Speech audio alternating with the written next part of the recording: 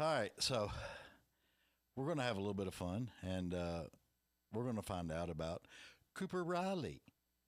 How you doing, Cooper? Good, man. How are you? Now, I got to ask this because I did that when you first walked up. I called you Coop. Oh. Does a lot of people just automatically call you Coop? Or? yeah. Like for the most part, I'll say my name's Cooper or whatever, but then like they will never say Cooper for the most part. It's just Coop. Just the Coop. Coop. I love that. I love that you was born and raised in Memphis. Born and raised, yes sir. So you old Tennessee boy. Yes sir. Yeah, I love that. Yeah, I've lived here my whole life. really. Yeah, I was born and raised in Nashville, Yeah. and I moved away from it and moved around and stuff, but Dad always had me right there, Jones Avenue and Trinity Lane areas where I Yeah. grew up. Yeah, it was, I think before I moved here, the last time I was in Nashville I was super young, and then I like really kind of wanted to take the music route, and then before I moved here, me and my parents came up here just to kind of check it out, see where I wanted to be, Yeah. and then like 2.5, 3 months later, I was here. So Well, that's what's weird because what genre are you actually? blues country. That's what I was trying to, because I mean Memphis is known for the blues. Yes, sir. And I've been to Beale Street many a daggum day that it gets crazy down there. It does. It does for sure. My mom's side of the family they're from Jonesboro, Arkansas, and so on that side of the family, you can either play an instrument or sing or do both. So I was around that my entire life, and all of them play the blues, and so I've just been around music and blues music my entire life. See, I find that awesome because It's so fun. you don't you don't realize how much fun music can actually be, but when you're brought up in it and it's always around and it's always fun, because I've talked to a lot of artists that they've actually growed up and it was at the grandparents' house or on the back porch or something, and people are just hanging out and singing and doing stuff. Yeah, it's fun. I mean, every time I go there for a holiday or somebody's birthday or whatever, it's more of like me, my two uncles, and my cousin, well, two of my cousins, and we'll hang out with everybody for about 30 minutes to an hour, and then we'll like disappear upstairs into a studio and just play till like late at night. It's so fun. Well, see, me and my producer Caitlin, we've been talking about this, and I'm really, really gearing towards doing it because I started buying new equipment and stuff so we could do this. Yeah. And I'm thinking about doing a bonfire and just having some people come over and hang out and bring some guitars, Yeah. and we'll grill out some burgers and stuff like that and just have a little party, and That sounds like a good time. and then we'll put it all on the podcast just to Yeah. watch it. I think it'd be fun as all get out. 100%. I mean, playing music by yourself and playing with like friends and family or whatever is a completely different thing. So being able to play with other people is always my favorite thing to do. Oh yeah. Well, that was when we used to go off roading and stuff, and we'd have a bonfire out in the woods somewhere or something, and it'd always be like one or two people would break out a guitar, but if you was doing a song and the two guitarists knew that song, dude, it was like, wow. Yeah. It's funny because my uncle, he grew up playing music, in the church and all that stuff, but he let's see, he was a producer and he had a bunch of different bands, and then and he had some songs out too and stuff like that, but I'll go to his house or he'll come to mine or whatever, and we'll play, and I'll just be playing a couple of songs, and then next thing you know, he just starts going crazy on the guitar, and I just set my guitar down. I'm just like, all right, you can I'm have done. it. You can have it. You can do whatever. Yeah. It blows me away how some of the people were like that, man. And it's just because I've said,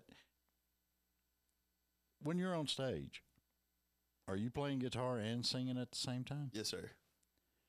See, to me, that's skill right there. Because I never could learn how to play, but I knew people they could play. Yeah. They could play real good, but they couldn't really do the vocal part unless it was like backup vocals. Yeah. But when you see somebody that can actually play a guitar and sing at the same time, I'm done. It took, because I started playing guitar when I was like super young, and then I kind of like strayed away from it. And then when I was, I want to say 10 or 11 maybe, Yeah. I started playing piano, and I haven't stopped playing piano. But then I was 17 maybe.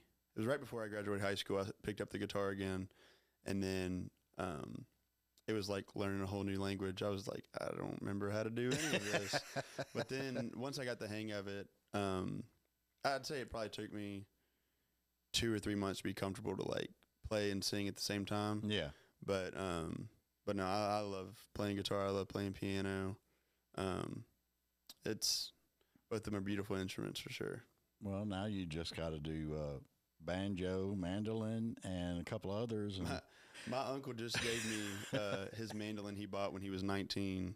oh, man. Which I need to get it new strings on it and stuff like that, because it's been sitting in the attic for who knows how long.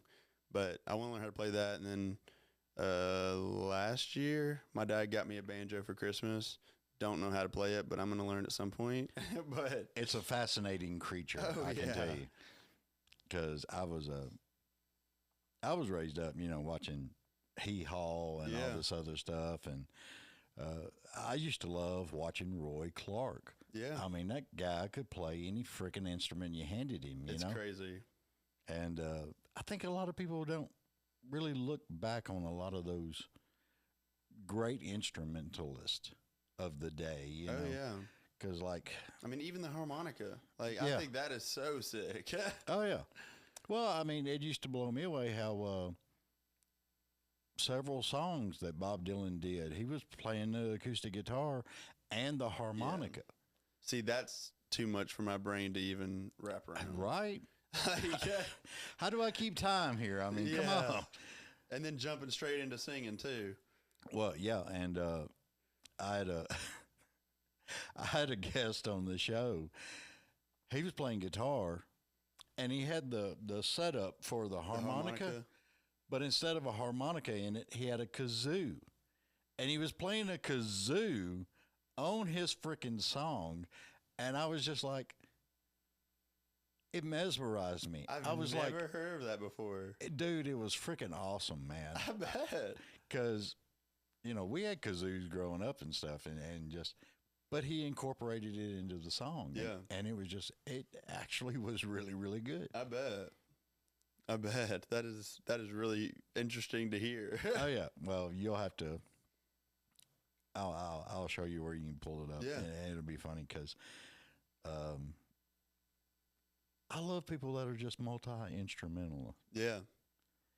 because it keeps you from going in that box. Oh, you know? yeah. I mean, that's the thing. Like, and I'm wanting to kind of, with my music, want to do some more like piano type of songs, Mm-hmm. because I feel like I kind of get stuck in all these different guitar. I mean, 4 chords in the truth is what everybody likes to say, but if you keep kind of making all these guitar songs, and all of them sound different, but to be able to have piano, like majority of piano in the songs, Yeah. it's a completely different thing. And I feel like whenever I am singing with the piano in the back, I'm able to like bring back the blues back into my music and Yeah. really get into it and kind of feel the whole vibe of it all. Like I just did one that I wrote 3 months ago, and I really don't even know what category to put it in, but it's super like bluesy jazz, kind of like, I don't really know. I'm still trying to kind of figure that part out, but we wrote it with a piano, and it's like completely different beast, dude. Yeah. It's awesome. It's so cool. Well, I mean, some people, I don't know. It's kind of weird because used to be the genres was just rock, hard rock, heavy metal, country, Yeah. blues, rap, now it's like genre, 15 subcolumns, 15 subcolumns, and you're just like, what the hell are y'all doing? Yeah, yeah. I mean, I grew up listening to, old like Merle Haggard and Yeah. George Strait, Randy Travis, Keith Whitley, so forth. But then, I grew up listening to a lot of blues. So that was the kind of thing, before I moved here, I was writing, and I guess you could say I was writing bro country. Yeah. But, and I just thought, man, like I love this stuff, and I do love it, but it wasn't who I was, I guess. And I played, I did this podcast downtown. It's called Playlisted. Yeah. And so I played one of my songs, and he's like, I feel like you can do something better. And I was like, what's that supposed to mean? and so then he was like, do you have any songs that showcase your vocals a little bit better? And I was like, I mean, this is like right when I first moved there. And I was like, man, I don't know. You're kind of put me on the spot here. And he's like, well, do you have any songs that you could cover that, showcase your vocals? And I was like, yeah, I'll do one. And it was Hurricane, which Levon Helm wrote it, but Band of Heathens is what everybody knows it by. And when I did that, it's just like everything changed. And after that day, that's all I did. So, well, see, when you say the song Hurricane, I start thinking of back in the day, Leon Everett. Yeah. And all them. And he's a good friend of mine, Yeah. I was just like, yeah, I mean, but to highlight your vocals and everything else, isn't that what you singing your song is supposed to be? I mean, yeah, but it's kind of more, I guess the right way to put it is the stuff that I was writing before was more lyrical. Yeah. And not necessarily showing what I can do with my voice. Yeah. And so I feel like, if you write a good song that's lyrical, and if you can do things with your voice that not a lot of people can do, or, don't necessarily put in their music, it kind of makes you stand out a little bit. And it's a lot more fun for me because when I'm singing, different types of stuff, Yeah. I enjoy it a lot more. Well, yeah. And I'm good at like Viking stuff. There you go. The chanting and stuff. Yeah. I'm good with that. Because you got to have that deep voice for all that, Yeah. And, but yeah, I find that fascinating because the weird part about all that is each genre actually does different with the vocals, Yeah.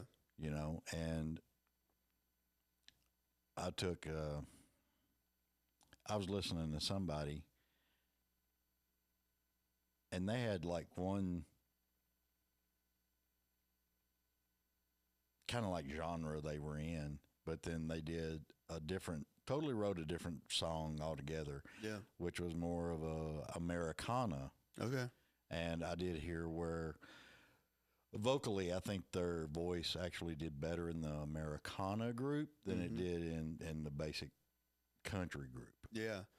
Over the last, which when I was younger, I listened to it too, but I listened to all types of music, but I've been listening to a lot of bluegrass stuff. Mm-hmm. And about a month ago, I went down to Oxford, Mississippi. It's an event called Double Decker, and they have, live music and a bunch of different booths set up. And I was sitting there and I was like, hey, y'all want to go check out? I was with my buddies. I was like, y'all want to go check out some of the music? And they're like, yeah, let's go. So we're walking down there, and keep in mind, I mean, there's thousands of people. There's so many people that go to this. And they're probably my age, but they're this bluegrass band from either Alabama or Georgia or something. And I sat there through their entire set. And I'm like, this is so freaking cool. Cause it's a completely different thing. Yeah. The way that they're playing and the way that they're singing. I mean, Zach Top that's what he did when he was younger. And, I feel like those vocalists that sing that bluegrass stuff, they automatically are able to hit higher notes and go lower and all that stuff. I just think it's so cool. Yeah. Cause, I love, I don't know if you know of them or not, the Cody Norris Show. Sounds familiar. I love those guys. I mean, they've got this whole bluegrass vibe thing going on, and Yeah. they're actually doing the old style uniforms and Yeah. everything, and I love that because, like, I grew up with Merle and Waylon and all these greats on Hee Haw and Yeah. everything else, and I remember the old suits that they wore, Yeah. and I kind of I almost want to see some of that come back. Oh yeah. I was talking yesterday when we were at dinner with Ely Cattleman people, so they do like cowboy apparel. Yeah. They do stuff with like Jenna Paulette and stuff like that. But we were talking about how just that older style is kind of coming back in the younger generation. Like Yeah. my generation, everyone's kind of wearing that stuff now, which I think is awesome. Oh yeah, I love it. Because you never seen George Strait wear something like that, but I think George Strait has got his own little style, man. 100%. I mean, he's just like 100%. I still call him the king of country. Oh, he is. He always will be. Always. Always. It's just something about how he does. I'm curious though, what's on your playlist? Stuff you listen to, Like when it comes to certain songs or certain artists? certain songs. Certain songs. Everybody's got a song that they listen to that helps them through everything. Huh. Let's see. I don't know. I mean, I listen to a lot of like, which you may know of him, you may not. His name's Joshua Salone, Mm-hmm. and he put out an album earlier this year, and his stuff, they say it's country. I don't necessarily see it in that way. It's kind of more pop, indie maybe, but I listen to a lot of his stuff, and Chris Stapleton, and what else? I'm trying to think. I love old Jason Aldean though. Oh yeah. I love old Jason Aldean. There's one song that Jason Aldean done that, because I used to drive, Monday Yeah. through Friday, I was driving truck. What kind of truck did you drive? Well, it all depends. Sometimes I was in a Freightliner, or sometimes I was in a Pete. You Yeah. know, it just all depended on what I was doing, That's awesome. which company I was at. I worked for almost 10 years at Old Dominion, so Wow. That's cool. that was just a wonderful little old Freightliner and Yeah. pulling wiggle wagons across the Yeah. world. But that Jason Aldean song is the one that I thought it would be bigger than what it was. And the name of it was This I Gotta See. I don't know if I've heard that one. And it's all about that guy that's out and he's traveling and he can't wait to get home Yeah. because the woman that he loves he knows her routine. She's sitting on the front porch, in his That old sounds like sweatshirt, drinking sweet tea, I'm gonna listen to that after this. It's a damn good song. This I gotta see. Okay. This I Gotta See. Yeah. What kind of music do you listen to? I'm eclectic as I'll get out. I can go from old rap. Okay. What kind of old rap?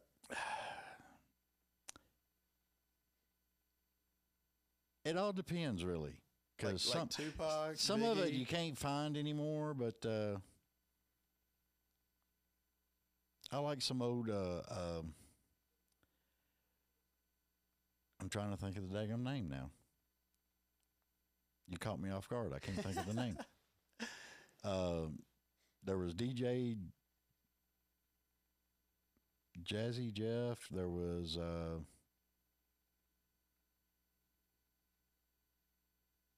I'm trying to think of the daggum name of it. Now I can't remember who done it, but I met a little girlie. Her hair was kind of curly, Okay. Yeah. and it was just that old school stuff Yeah. when rap was actually first starting out. Yeah. I listened to a lot of that, but then I was Judas Priest and Iron Maiden and Yeah. all these different heavy metal bands and Yeah. stuff, And I remember back when Michael Jackson first come out with the Thriller. I went and saw that movie last night. Dude, Yeah. that man was a genius. Yeah, He was. I mean, I seriously don't think that there will ever be anyone like him. No. Like, just straight up honest. And I think the close second would be probably Bruno Mars. Bruno is kicking butt. Yeah. I mean, he is doing a lot of really good things. Yeah. And, I mean, he's the same way. He dances up there on stage. I mean, that's what people really found so unique about Michael is, you know, him up there doing all these crazy dance moves that nobody's ever seen before while singing and making it look so easy. He blew me away when he was on stage and he had, I think it was like 5 or 6 other dancers around him, and they were doing Smooth Criminal, and they did that forward lean. Oh, yeah, I know what you're talking about. And I was just like, holy crap, you know. How did they do that? I want to know how they did that. Yeah, you know? I grew up listening to Michael Jackson. I remember it was actually funny talking about I went to Oxford. I was hanging at my buddy's house because he goes to college there, and he's like, hey, we're going to invite a couple people over. Is that all right? I'm like, dude, this ain't my house. I don't care. Yeah. And so this kid walks up, and I said, you look really familiar. And he's like, you're Cooper, aren't you? And I was like, whoa. I was like, you went to, we went to the same school. So his name's Coy, me and him grew up together, whatever. And I was talking to him about it. And I remember sometime in elementary school, we were dressing up as like our favorite athlete or musician or whatever. And I dressed up as Michael Jackson, and I had the glove on and everything. I mean, I was pimped out. Yeah. And I remember I walked in there and I saw him wearing the same thing, and I was like, no. And I remember I ripped his glove off and his fedora. I was so mad. But yeah, I thought that was so random to be able to see him there, and I haven't seen him since like 3rd grade. You just mentioned a fedora, and that is a hat I miss. I used to wear them all the time. That was like my go-to. I loved a fedora. Me too. And then everybody went cowboy hat. Mm-hmm. But when I was helping out on the farm and stuff like that, you couldn't wear a cowboy hat when you was working on the farm. No. You get that bale of hay and pick it up, that hat's flipping off. Yeah. You know, it was always better just to have an old baseball cap on. Mm-hmm. A whole lot more fun. Oh, yeah. Have it sideways, frontwards, backwards, wherever you want to have it. It didn't matter. Yeah. It was nothing but fun. Oh, yeah. Oh, God. I like those boots. Oh, thank you. What kind are they? I think they're a lizard. I was in Napa, California, I guess almost a month ago, maybe. Yeah. Something like that. And there was a Lucchese booth there. And I was like, I know I don't need to be buying this. I was like, what kind of boots? Like, what boots do y'all have here? And they're showing me, and I'm like, Mm-hmm. and I ended up getting, I think they were alligator skin, but they were blue suede. Yeah. And they're so sweet. Well, when I sold my house, Yeah. they always tell you, always buy something, no matter what it is, but buy something for yourself. Yeah. That's it. So I decided I want a pair of ostrich boots. So I went on the hunt, and Lisa was with me, and she took me to Boot Barn. We were down in Florida at the time. Yeah. Took me to Boot Barn, and I found the most lovable pair of ostrich boots. I'd been looking for something because I wanted something that wasn't the normal. You know, I wanted something with a little bit of pop. And I got them, and then we went down to the Daytona Speedway. Was it Daytona, Lisa? Okay. And we went to another Boot Barn down there. And then I seen these, and I was like, yeah, I want them too. Yeah. You know, so I got them. And thank you, Dan Post and Boot Barn. I love Dan Post boots, man. They're so comfortable. Really? I love them. I'm so picky when it comes to boots. I don't know why, but like, you know, I walk into a boot store and I'm like, yeah, these are cool, but like, would I really wear them? And then that's probably the reason why I ended up getting those Lucchese's, because I saw them and I was like, I would wear these all the time. Oh yeah. But it's one of those like I'd only wear for like special occasions or on stage or whatever, because they're just like extremely nice and I don't want to mess them up. Oh yeah. Well, I've got regular leather boots. Yeah. That I wear to mess up. That I ain't got to worry about. That's the same way as me. You know, the ostrich or these, I'll wear them if I'm doing the show or I'm going out somewhere. Yeah. We got a thing that we're going to see Kelly Lang up here in Andersonville. We're going to go check that out, and Yeah. I'll probably wear these or the ostrich. I don't know. Yeah. Just something comfortable and something to wear. That's awesome. Do I want to get them dirty? Nope. Because, I mean, if you get a good pair of boots, it doesn't matter if they're work boots or what. You can pretty much figure from the time you buy them, 5 years down the road, you might need to get them resold or something. Yeah. But you buy a good pair of boots, they're with you for the duration. Man. Yeah. I was wearing these boots. Those are ostrich, right? Yeah, they're ostrich. They're Anderson bean or something like that. But I was wearing these boots to do some content for social media, and it rained the day before. But I was like, you know what, I'm just gonna wear them. I'll be careful where I step, whatever. Yeah. So I'm sitting there, and one of my buddies is filming me, and I'm at this lake back in my hometown or whatever, and we're sitting there, and we're all kind of talking, and I look over, and this goose is like coming from across the lake, coming to like attack us, because I guess we were too close to her eggs or whatever. And I'm not even joking, like chased us over like 100 feet, 200 feet. Yeah. And I looked down, and these things were like destroyed, and I'm like, oh my gosh. But we did get it on video, and it was really funny. But yeah, I was not too happy about that. I wouldn't have been either, because that would have just really ticked me off. Yeah. And I was like, I still got to make this video. Like, how am I going to do it? So we just went on the other side. But she was staring us down the entire time.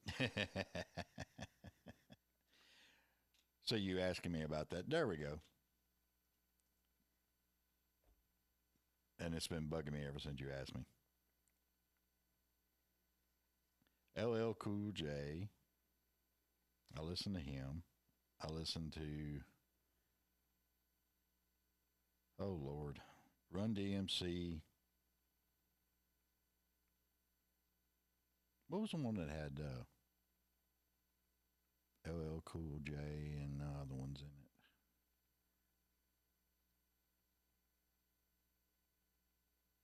This is gonna bug me the rest of the day. I'm gonna have to freaking pull my whole list up. It's gonna bug me now. Yeah. I'll blame Liza.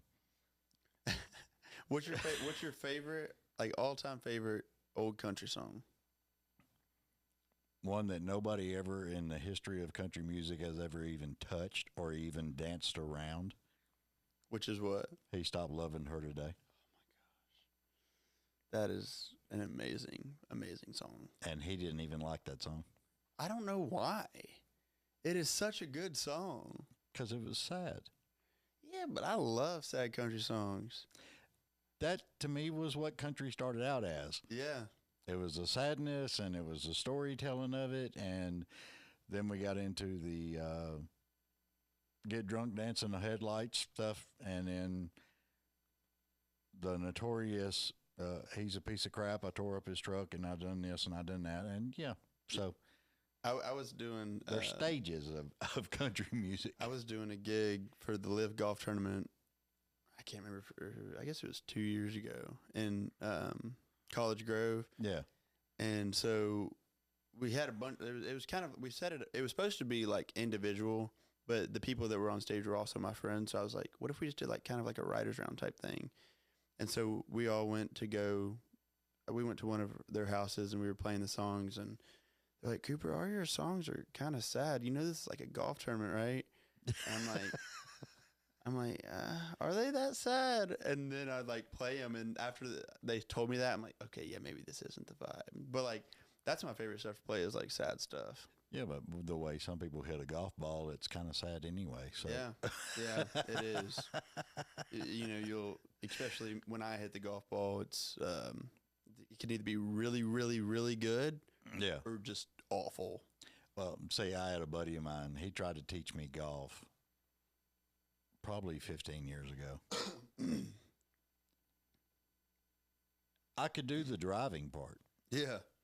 Because he took me to like batting ranges and stuff, or golf ranges, whatever. Driving ranges. Yeah, driving ranges. and he took me out there, and I was getting pretty good at the longevity of it. You know, Yeah. I think the furthest I ever hit one was like 300 and something yards. There you go. Yeah. But I mean, he's dinging stuff, hitting the net on the very back side of it and all that other stuff. And I'm just like, yeah, driving me nuts. One of my buddies, he's from Australia, and he still lives there, but he went to University of Memphis, and so that's kind of how we met. And so he came back to Memphis last summer, and he was there most of the summer, and he's on the Australian golf tour. Yeah. And so we went golfing like 2 or 3 times a week, and he came up here, and he taught me so much stuff. But it's just like golf is one of those things. It's like a love-hate relationship. It's like you hit the ball, and you're like, I'm never playing this again. And the next time you hit, it's like, oh my gosh, same time tomorrow. Like, you know? Oh yeah. And then everybody's watching Happy Gilmore with the run hit, you know, and I'm just like, I could do that. Yeah. I used to do that when I was younger. I did it with my dad actually in Lake Tahoe. Was it last September? Yeah. We were just messing around or whatever. But I've been around golf my entire life because my dad, he still kind of does heating and air conditioning for sporting events. Mm-hmm. So a bunch of different golf tournaments and Formula One races and stuff like that all across the country. And I actually spent my 18th birthday on the 18th green at Pebble Beach, which was Sweet. so cool. Yeah, I'll never forget that. You did take pictures, right? Oh, yeah. Plenty. Yeah. Maybe you ought to start doing that. Doing what? Golfing? No. All the pictures of different places that you've been at. Just start putting them up, man. I've been, let's see, I haven't traveled as much as I did when I was younger, but by the time I was 18, I've been to 47 or 48 states. All right. So in high school, I was homeschooled, so we went wherever my dad went for work, and it was so cool. Yeah, I've been all continental United States, every state, and I've been to Canada 4 times. Really? Yeah, I went to Canada once. Went to British Columbia and Whistler and somewhere else. I don't remember, but Whistler was my favorite part. Yeah, because it's really outdoorsy, so I love that stuff. What I liked about it was in the States, you got nightclubs or venues. Up there, you got pubs. Yeah. Total different name, and it's a total different vibe, actually. Yeah. Yeah, I think I was probably 13 maybe when I went to Canada. Yeah, you wouldn't go in the bar. No. But it's a beautiful place, though. Oh, yeah, cool. It is. It's gorgeous up there. Too cold for me. Where do you think your favorite place you've been? This is where... Top 3. The top place I've ever been to, honestly, is Tennessee. Really? That's why I never moved to a different state or anything. Yeah. I love Tennessee. I love everything about it. If you want to go fishing, lake's right there. Mm-hmm. You want to go 4-wheeling, the woods are right there. Yeah. You can do whatever. You can do whatever you want to do. My dad was big about, he would take us out to the lake. Yeah. We'd take a tent, and we would stay the whole freaking weekend, man, at that. That's so awesome. And just, you fished, you had fun, you know. Yeah. It was, bonfire and the family and everything else. And then the second place I would pick, honestly, would probably be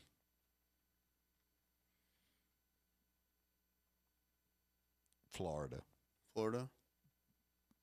Only because you can run around in shorts pretty much year round. Yeah. And the ocean's right there. Mm-hmm. If you got any kind of, acne problems or anything, just yeah. spend a week or 2 on the yeah. beach, and it's gone. Exactly. And then the third place, it's weird, but the third place would be Texas. Really? Where in Texas? I don't know, because I got friends all over Texas. Yeah. I got friends down in Bryan, Texas. I got friends in Dallas, Fort Worth. I got a couple of friends in San Antonio. I got one friend that still lives in El Paso. So, Yeah. I mean, it's just all over. Yeah. Yeah. I think my favorite place, like, I've always loved it is Lake Tahoe. Yeah. It's just like, there's, like, it's so much different from looking at pictures of just the lake in general. You look at pictures, you're like, man, it's so pretty. Then you get out on a boat and just look down. Yeah. It doesn't even seem real. Well, they got that thing every year that they do on Lake Tahoe, don't they? Where all the boats get on there and line up, and it's just like one big lake party. Probably. But I mean, it's just that water's so clear and so it's literally the bluest thing I've ever seen in my life. Yeah. Well, you need to go to Dale Hollow, Where's that at? East Tennessee. Good to know. Keep that in mind. Yeah, nah. But the thing is, like, I don't think I'll ever leave Tennessee. Yeah. Especially the outskirts of Tennessee, I just love. Like the other day, I drove through Leapers Fork, and there's just something about, like, especially on a pretty day, you roll your windows down and you're listening to like some good country music, whatever. It is like a breath of fresh air. It is so nice. It's just something about it, man. I mean, the only thing really you got to worry about is a deer jumping out in front of you. I've hit her one or two of those before. Yeah, well, Yeah, that was. I don't really hit deer. I've never really hit a deer in my life, but I have had deer run into me. When I was probably 18, probably about 18. I was heading to go hang out with some buddies in town, and I was like, all right, yeah, I'll meet y'all there. I was like, I just put this new bumper on my truck and a new front license plate, like, cause I still love trucks, but Yeah. we always love to deck our trucks out and all that. And I was like, I'll show y'all when I get there, whatever. So I'm driving down the road on this back road and probably going like 40, 45 miles an hour. Next, I look down for a split second. I look up and there's a deer right in front of me, and I was like, oh my gosh. Yeah. So I get out and my entire front end was just all messed up, and I'm like, dadgummit. So I didn't say anything until I didn't say anything to my buddies until I showed up, and they're like, what happened to your truck? And I was like, dude, I don't even want to talk about it. Oh yeah. I just got the front bumper painted and everything, and I was like, this hurts. Yeah. But It's bad. yeah, and those things are like tanks. You hit them and you feel it. You haven't hit anything until you hit a moose See, that would be terrifying. or an elk. That would be really terrifying. Yeah, because those things are like 3 times the size of a regular whitetail. Yeah, that would be really They're terrifying. huge. I was in somewhere in Colorado. I don't remember, kind of like Vail area, and let's see. Yeah, it was like somewhere around that. But one of my dad's friends lives there, and he lives on this golf course, and he's like, I'll show y'all the rest of the place or whatever. And so we're driving around, and we roll the windows down, and we hear all these elk, and I'm like, oh, this is so cool. So we Oh yeah. go out on the green, and I'm no joke, there's like 70 of them just Mhm. on this one on this one hole. And there's people like about to tee off, like hitting over them. Like, this is so crazy. And I mean, those things didn't care. They just stood there. Yeah, they don't. But When you're as big as them, I mean, would you really care? I wouldn't be scared of anything. No, I wouldn't either. And the horns they got, oh my gosh. Yeah. It's insane. It is really crazy. I mean, I grew up deer hunting and all that stuff, but being able to see one of those, just like, wow. Yeah. Like, it's a completely different thing. Oh yeah. It's I've always wanted to hunt them. I feel like that'd be cool. it's a pain in the butt. Oh yeah, one of my buddies, him and his dad, go almost every single year to somewhere in Wyoming, I think. But he went this past year, and he got him a big elk, which was, I mean, it's just like, he's already a smaller kid, Yeah. and seeing him next to that thing, I'm just like, bro, Oh yeah. Like they're insane. And he goes bear hunting and all that stuff too. He hunts everything, but Yeah. Well, it's one of my buddies. Me and him's been friends since first grade. Uh, the company he works for, every now and then they'll go out and do hunts, and the big wigs go on the hunts. yeah. And he went out on this hunt and got a moose. And he's telling me about it, and I'm like, where are you going to mount this thing? Because he wanted the head. Yeah. And he literally at his house had to go all the way through the brick block with big washers and stuff to mount this moose head in his basement. It's probably very worth it to him though. But I Dude. bet that was a pain. But it's the weirdest thing. You sit on the couch and you got a moose head right above you. They're weird. Just massive.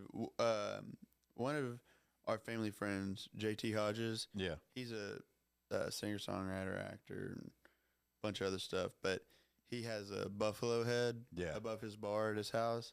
And I mean, even those things are freaking huge too. Oh yeah. Because his dad back in the day had a studio in Texas, somewhere in Texas. Yeah. And it was called Buffalo Soul. And so that's why he got that buffalo. And then me and my dad made him a fire pit, and it's engraved in the side, and it says Buffalo Soul. It's pretty cool. That's nice. Yeah. Dude. I couldn't think of a better name for a damn studio. I know. Isn't that a cool name? That is really, really cool. Now everybody's going to be looking up. Yeah. Yeah. But check them out. It's a great studio. Yeah. I don't know if it's still around or not. Tell them to reopen it. Yeah. Yeah. Where I really want to go is Muscle Shoals. Yeah. I really want to go there. See, that's my thing. I love the Muscle Shoals area and the music scene that's down there, but I have not yet been down there to any of the studios or anything. I haven't either. I would love to go down there and just go check it out. Yeah. Morgan Miles, she goes down there and records, and another one of my friends, Maggie Rose, and Garrett, apparently, one of my friends, Garrett Bradford, he apparently knows one of the guys who works in the studio or whatever, and he's like, if you and a buddy ever want to come down here, just let me know. And I was like, dude, you better take him up on that, and I will be there. And tell Liza to call me, and I'll go out. Yeah, let's do it. Because I think that would be fun. Hell, we'll televise half of it. We'll just Let's have do some it. fun with it. Let's do it. Yeah, and I mean, it'd be cool to get, a couple other artists down there and stay for a long weekend or whatever, write some songs and try and go in there and record or whatever. But yeah, I can't write, but I got stories. stories are great. I love stories. I got all kinds of stories. Look, we'll just sit around a fire. You tell your stories. Pour me a glass of bourbon, and then we'll be good. Just tell the stories. We can all play guitar, do whatever. Only thing, I don't know. You get me starting drinking bourbon, we're liable to get some weird stories. What's your favorite bourbon? I've actually been digging Woodford Reserve. Okay. I like Woodford. But I'm weird, because some people like that burn and that bite from a bourbon or a whiskey. I'm not. I don't like that burn. I like more of a smooth. That's how I am. What I've really been drinking is Buffalo Trace. Yeah. I love Buffalo Trace. There's what's the name of that? Peyton James, I think, is the name of that. Huh. And that's right across from the Johnny Cash Museum on 3rd Avenue right there. Yeah. I have to think of the name of I can't think of the name of the brewery down there. Remind me and I'll show you afterwards. Okay. But yeah, that's a whiskey that we bought down there. Huh. And it is smooth. Really? There's no bite to it. Huh. Yeah, I like mine smooth. I can't. But I can tell you there is a back end butt kick on that thing. Oh, I bet. Because it's smooth and tastes good, but an hour later you're like, ooh. Yeah, you feel it pretty quick. Yeah. That's awesome. And you didn't drink that much of it. No. Because I'm not one of those that drinks to get drunk. Yeah, no. I just drink because I like the flavor. Oh, yeah. I like the taste. Good little social vibe. Well, Mom taught me a long time ago, if you get to the level of you're feeling good and you got that little buzz going, maintain the buzz. Yeah, don't go past Don't go past the buzz. Don't go past it. Because if you go past the buzz, then you're like looking at everybody else and you're becoming this everybody else, basically getting in fights in bars and running people over and doing all kinds of stupid stuff. Yeah, a bunch of bad decisions after that. Oh, yeah. But and I've made enough of them in my life. We all have. We all have. I think it's nuts. So, I guess we need to talk about you for a minute. I'm waiting on Liza to throw something at me. But anyway, when did Out of Time come out? Is it fixing to come out or you already put it out? It came out on May 1st. May 1st. Yes, sir. How's that doing? It's doing good. It's doing good. It's doing better than the past ones, which is always a good thing, right? Well, yeah. I mean, you got to level up every time. Yeah, been getting a lot of good feedback on it, and it's just a fun song, man. Yeah. It's a good song. I'm kind of put that behind me now. I'm like, all right, now what's next? You know? So. Well, it resonated with me because I honestly feel a lot of daggone times that there ain't enough time in a day. There ain't enough time in a lifetime, dude. Like, I feel like there's so many things that you just, like, you want to try to do, but, you know, you don't get to do it in that week or that weekend or whatever. But, yeah, no, it's a cool song. It's, because I remember we'd be out all weekend doing all kinds of stuff, and Sunday it's kind of like you got to wind down because you got to go to work Monday morning, and we're just like, dude, where did time go, man? Mm-hmm. I mean, I was just, let's see, Friday I went down to Knoxville for my buddy's graduation at UT. Yeah. And, you know, I did college online for a semester and then dropped out and then moved here.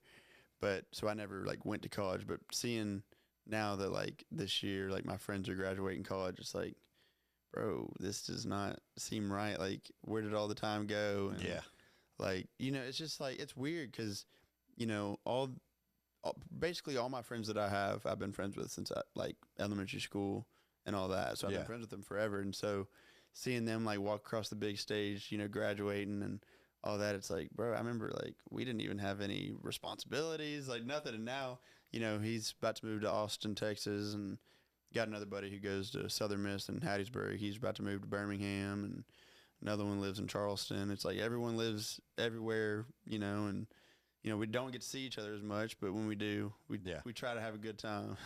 Well, I'll be honest, I wished I could go back to 17. I think I didn't have to worry about that all about the time. I didn't have to worry about so much stuff in my life, you know.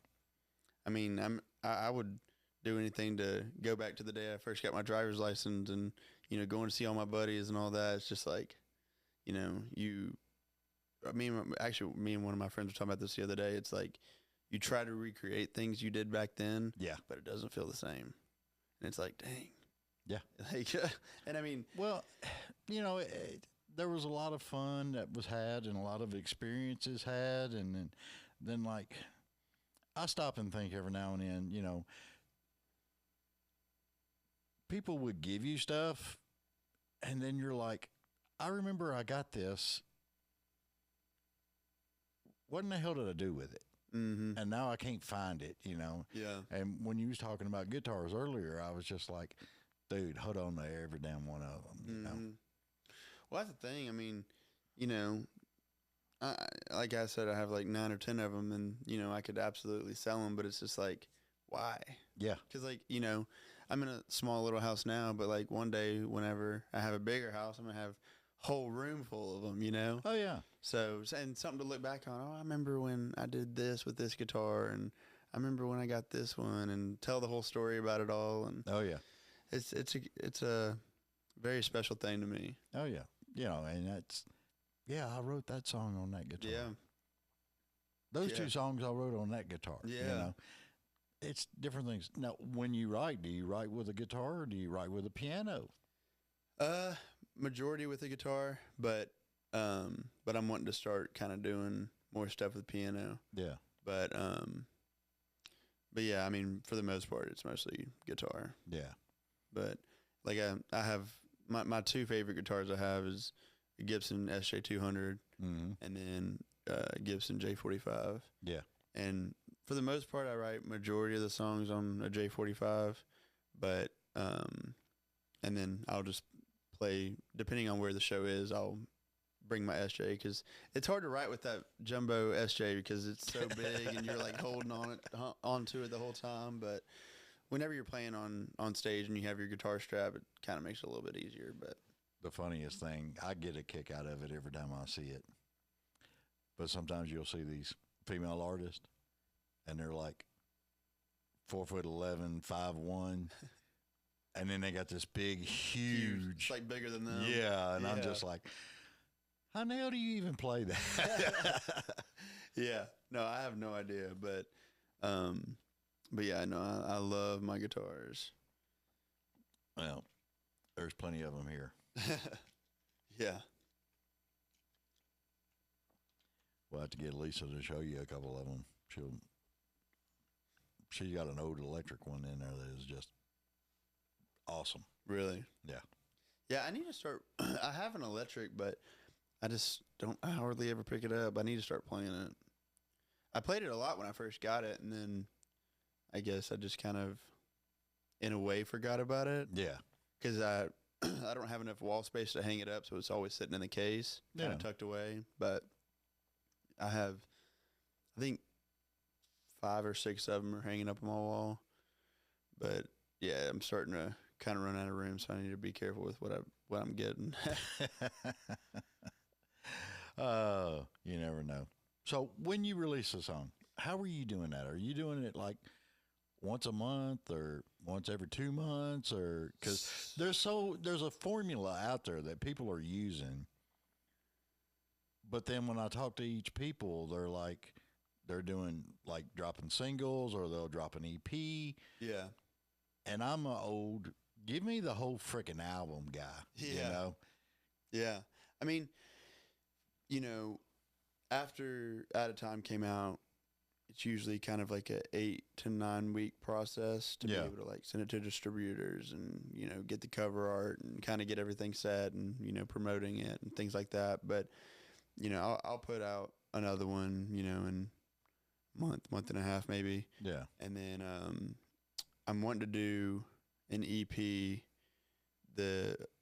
towards the end of this year, which I'm not 100% sure that's going to happen, but I'm kind of trying to write stuff that would make sense with an EP, kind of, you know, because Out of Time's like, it's bluesy, but it's not like bluesy like the other stuff that I have written. So Yeah. I'm kind of wanting to do like a strictly blues EP, which I think would be really cool. And then, you know, maybe some Christmas music. I don't know. I recorded one last year, but I never ended up putting it out because I just kind of ran out of time, and it was a whole situation. But hopefully I'll do that.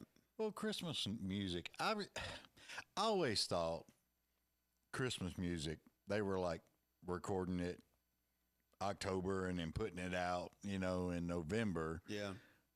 But then you find out people start recording Christmas music January or February, Mm-hmm. and for it to all go through the process and everything else to actually be released in November. Yeah. And I'm like, holy crap. Yeah. It's a whole process, but yeah, I mean, you know, it just kind of depends on what songs line up with what, but usually about 8 weeks after each song. Yeah. So yeah, but I'm excited about the next one though. It's gonna be cool. Got a name for it? I'm picking in between two right now. Oh, So- okay. Multiple choice. Here we go. Yeah, but I have to. I recorded it last year, but I'm wanting to kind of do something a little bit different with it. So, I leave tomorrow to go to Florida, and then I come back like I think Saturday or Sunday, Mm-hmm. and then I have to be in the studio 2 times next week to kind of fix a couple other things, and then I'm gonna try to. I'm gonna do both of them, like re-record both of them and see which one I like more, and then go from there. Oh, okay. So, Because I was just sitting here thinking up a contest. You could, which song title should I choose? yeah, yeah. I mean, it's the thing about summer is like everyone wants a good little summer song, you know. Oh yeah. And you know, I do write a lot of lower tempo, like sad country songs, which I don't know why I get caught up in that, but I feel like if I, you know, kind of do at least one more little upbeat, because Out of Time's really upbeat too, and so Yeah. if I do one more upbeat, and then, you know, towards the end of summer, kind of go back into that, which that song I was telling you, that piano song, I think I'll probably do that one after summer too, because I don't know if really that would be the vibe for like a pretty summer day. So, but yeah, no, I mean, definitely a bunch of new music, and I'm constantly writing, and you know, in the studio like 4 times a month maybe. Sweet. So, so a bunch of music for sure. Oh yeah. And then you got all the live shows and stuff that you're doing, and you're running out of time just on what you're doing. I know. It's crazy to think, like, you know, I've only been here about 3 years, but like to think about all the things that I've done in Yeah. 3 years and how much my life's changed in 3 years. It's like, what's the next 3 years going to be like? You know, Oh, yeah. like it's insane. I mean, and to be able to like see, you know, everybody, all my friends and family, you know, growing up, it's like, this is so weird. Like, Yeah, I know. But- It's you try to fit everything in that you can, but every now and then something always comes up, you Mhm. know, yeah. and you got to get things done. Mhm. And I ate it. I haven't even bugged the crap out of you yet about putting your music on vinyl. So I mean, I definitely want to do that. One of my dad has like a record player or whatever, mhm. and I don't know what brand it is. Super nice, but for his birthday I got him a couple of like old vinyl records and Yeah. some newer stuff too. But he loves it. Oh, He yeah. loves it. There's no other sound No. like a vinyl album. I think it's pretty insane to like see how that all works. Yeah. It's pretty cool. Well, go to the vinyl lounge right next door. They have the vinyl place. Yeah. Yeah. Just go over and check it out. Yeah. Then tell them, you know, hey, while you're at it, here's some music. Can you? Yeah, that'd be so cool. That'd be awesome. But And then take it to your dad for Father's Day. That would Yeah, be cool as that all would get be out. actually really cool. That'd actually be that's a really good idea. Ideas by David Bradley. That would be cool, man. Yeah. Liza, write that up. She's on it. All right. Cooper, we got to go, man. I appreciate it, man. Thank you. This has been a lot of fun. Yeah, I've had a great time. Great Right. to meet you and talk to you for a little while. Yeah, and looking at third camera over there, Okay. and tell everybody where they can find you. You can find my music under Cooper Riley under wherever you listen to music, and Cooper Riley or Cooper_Riley music on all social media. And then my website is CooperRileyMusic.com. So y'all go check it out, listen to all my stuff, and got a bunch of good stuff coming this year. So Awesome. I love it. And I can't wait to see what all you do, man. Thanks, man. I'm very jazzed thank you. about And everything. we'll stay in touch for sure. Well, yeah, because we have a little bit of friends that we know and Yeah. music and all the good stuff. And you a Tennessee boy. So, I mean, you know, hell, I'm an old Tennessee boy. So, shit. Let's do it. Yes, We'll sir. do it. All right, brother. We're going to get out of here. Cool. Thank you. All right, everybody. Please remember, like, share, follow, and subscribe. And not only helps this old podcaster, it helps Cooper, it helps all the other artists that you like. If you get their numbers up, these booking agents are looking at the numbers. They're looking at their followers, how many streams, how many subscribers.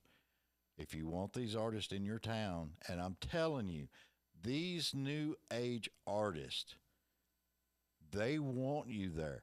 They want to shake your hand. They want to take a picture with you. And they love hearing just a 5 minute story out of each one of you. All right. Love you. Mean it.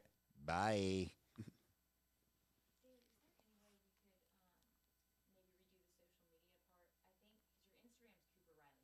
Oh, is it? Oh, okay. I mean, What I do on where I load in on YouTube and everywhere else. Oh, you're fine. You can just hit stop. Yeah. Yeah, the red button.